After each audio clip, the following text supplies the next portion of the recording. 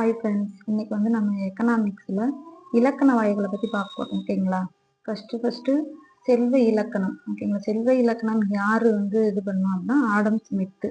ஓகேங்களா? இது வந்து தனிநபர் வருமானத்தை பற்றியும் பிஸ்னஸ் பண்ணுற முதலாளித்துவத்தை பற்றி ஆடம் ஸ்மித் சொல்லியிருப்பாரு. நெக்ஸ்ட் வந்து நல இலக்கணம் வந்து ஆல்பர்ட் மார்ஷல். நல இலக்கணம் வந்து அதாவது மனிதனோட நலன்களும் இருக்கணும் அப்படின்ட்டு ஆல்பர்ட் மார்ஷல் வந்து அதுக்கப்புறம் சொல்லியிருப்பாரு. மூணாவது வந்து பற்றாக்குறை இலக்கணம். பற்றாக்குறை இலக்கணத்தை சொன்னது யாரு அப்படின்னா லாயன்ஸ் ராபின்ஸ். ஓகேங்களா?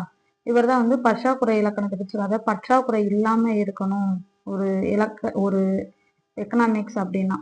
நாலாவது வந்து வளர்ச்சி இலக்கணம். வளர்ச்சி இலக்கணம் வந்து யாரு அப்படின்னா சாம் வில்சன். ஓகேங்களா? சாம் வில்சன் சொன்ன இந்த வளர்ச்சி இலக்கணம் தான் இப்ப நவீன யுகத்துல பயன்படுத்திக்கிட்டு இருக்கக்கூடிய ஒரு இதுன்னு சொல்லலாம். அதே போல ஆடம் ஸ்மித் யார் அப்படின்னா பொருளியலின் தந்தைன்றது நம்ம எல்லாருக்குமே தெரியும். ஓகேங்களா? இப்போ வந்து இது வந்து ஒரு ஷார்ட்கட்டா பார்த்துருவோம். செல்வம் அப்படின்னா ஸ்மித்து நமக்கு தெரியும். ஆர்பிஐயோட சுதந்திரத்துக்கு முன்னாடி இருந்த கவர்னர் யார் அப்படின்னா ஸ்மித்து. ஓகேங்களா? அப்ப செல்வம்னா ஸ்மித்து.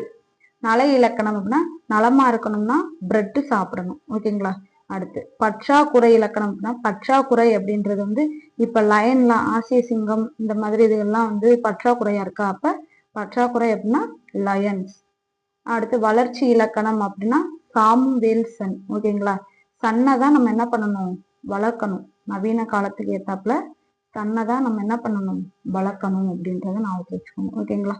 வீடியோ பிடிச்சிருந்துச்சுன்னா லைக் பண்ணுங்க, ஷேர் பண்ணுங்க, சப்ஸ்கிரைப் பண்ணுங்க. தேங்க்யூ.